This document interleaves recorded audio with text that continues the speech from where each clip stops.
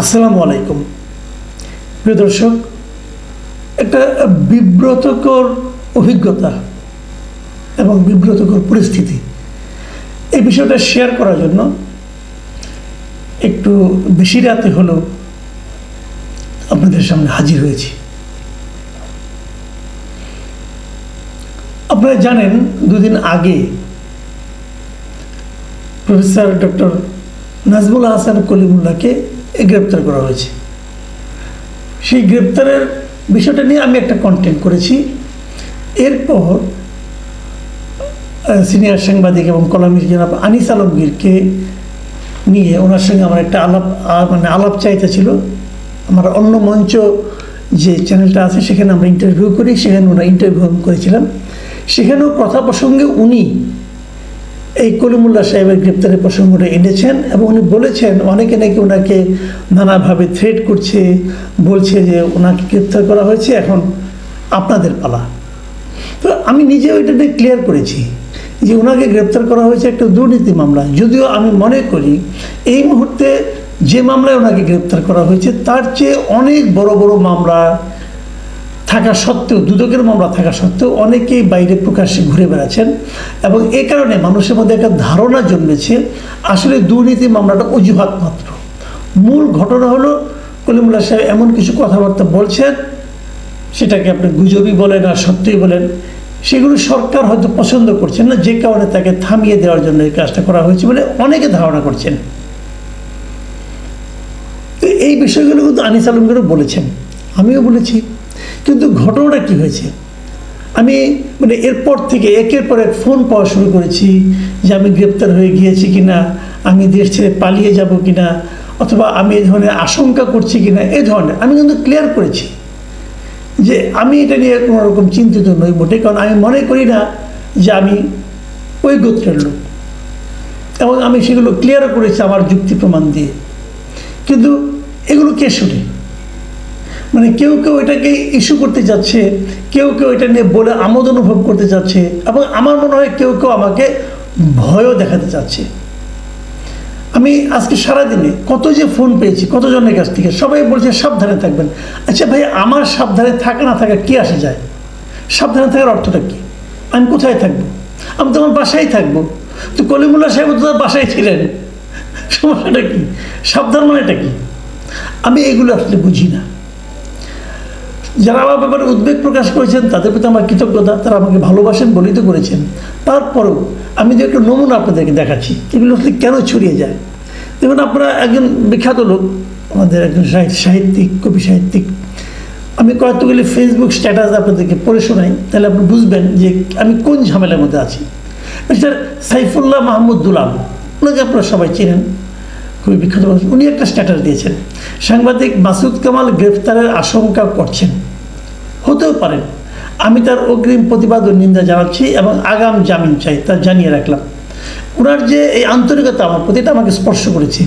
কিন্তু প্রথম যে বাক্যটা, যে সাংবাদিক মাসুদ কামাল গ্রেফতারের আশঙ্কা করছেন, এটা আমি কারো কাছে এই ধরনের আশঙ্কার কথা এখন পর্যন্ত প্রকাশ করিনি, এবং আমি মনে করি আমি এই ধরনের আশঙ্কা করছি না।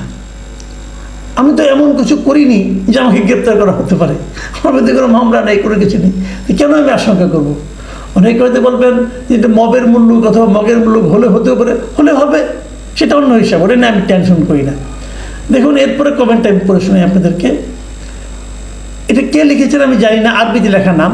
এটা আবার সাপোর্টার্স অফ বাংলাদেশ আওয়ামী লীগ নামে একটা ফেসবুক পেজে এটাকে দেওয়া হয়েছে।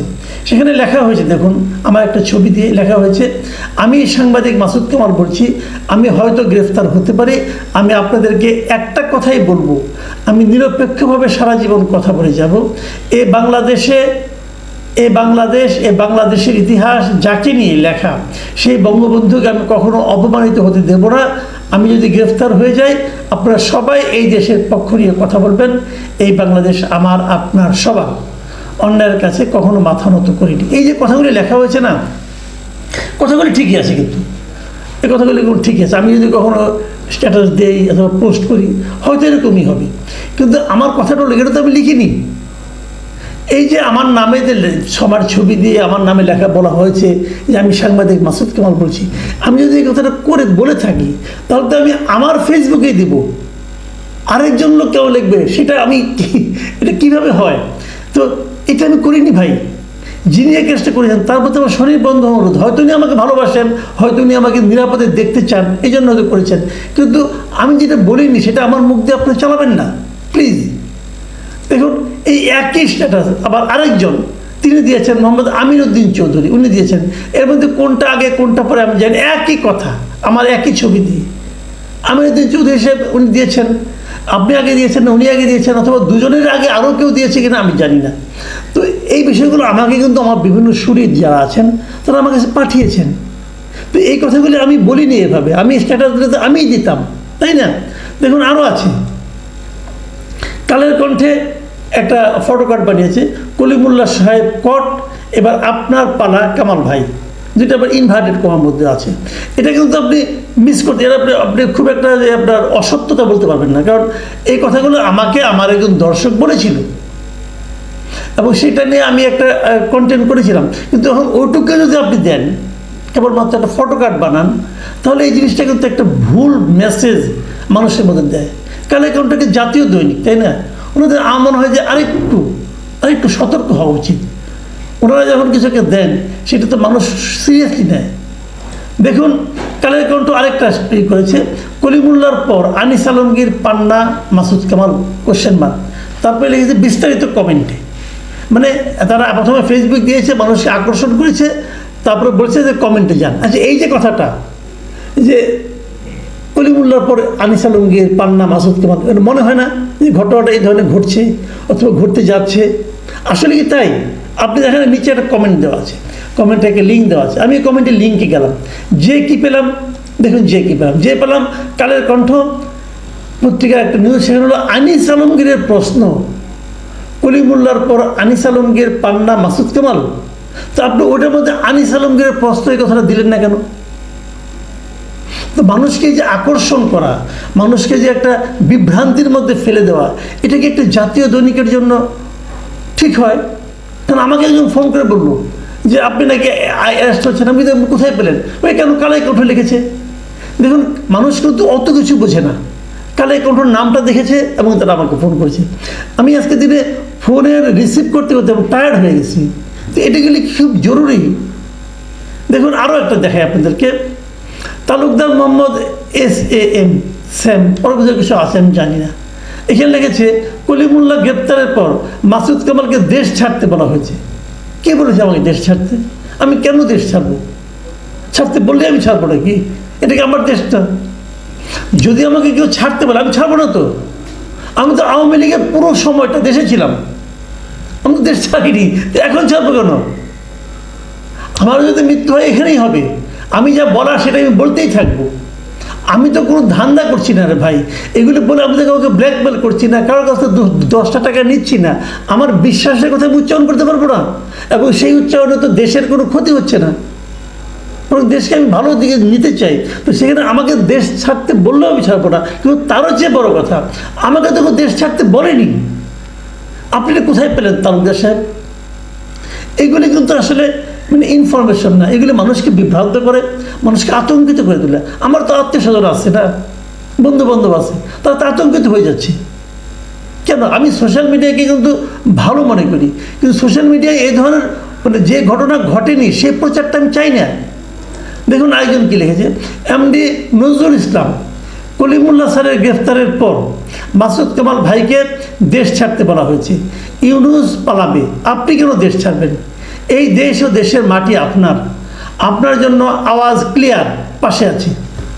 দেখুন আমার জন্য আওয়াজ ক্লিয়ার, আপনারা পাশে আছেন, এটা অবশ্যই আমার জন্য একটা বাড়তি শক্তি যোগাবে। কিন্তু আগের যে তথ্যটুকু যে আমাকে দেশ ছাড়তে বলা হয়েছে, এটা আপনাকে কে বললো? কোথাও না কোথাও আপনি পেয়েছেন, আপনি তো বানায় লেখেন নাই, আপনি কোথাও না কোথাও পেয়েছেন। আমি আপনাদের সবাইকে অনুরোধ করব, যে কোনো জায়গায় কিছু একটা পেলেই ওটা নিয়ে কিন্তু উত্তেজিত হয়ে নিজে কোনো দায়িত্ব নিয়ে নেবেন না। অনেকে কিন্তু অনেক সময় হয় কি জানেন, মানুষের ক্ষতি করার জন্য এগুলি করে।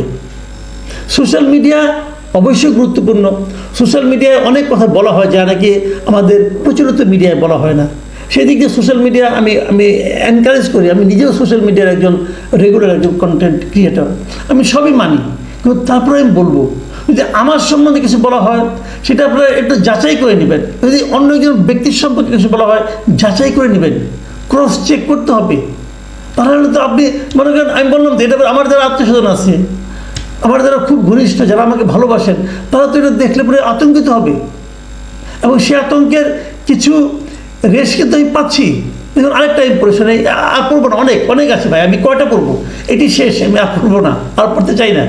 এম.বি. কানিজ লিখেছেন, জনাব মাসুদ কামাল, শ্রদ্ধেয় গোলাম মৌলা রনি, জনাব ফজলু সাহেব মুক্তিযুদ্ধের পক্ষে কথা বলে, তাই কি ওনাদের দেশ ত্যাগ করানোর পরিকল্পনা হচ্ছে?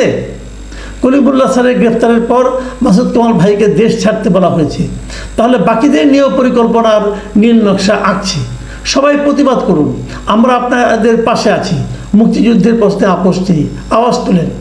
এই দেশ ইউনুসের না, তিনি বাংলাদেশ দেশ মন থেকে ধারণ করে না, প্রয়োজনে উনি পালাবে। মা মাটি মোহনা আপনাদের ছাড়বে না, এই দেশ আপনাদের, কেবলই আপনাদের। বাক স্বাধীনতা টুট টুট করে দিচ্ছে দেখি। যা উনি লিখেছেন, আমার কিন্তু একই কথা বারবার, যে ভাই আমাকে নিয়ে কোনো পরিকল্পনা হচ্ছে কিনা এটা আমি বলতে পারবো না। আপনি পরিকল্পনার কথা বলেছেন, এটা আমি জানি না, এটা আমি বলতে পারবো। যে আমি জানি না তা আমি কী করে বলবো?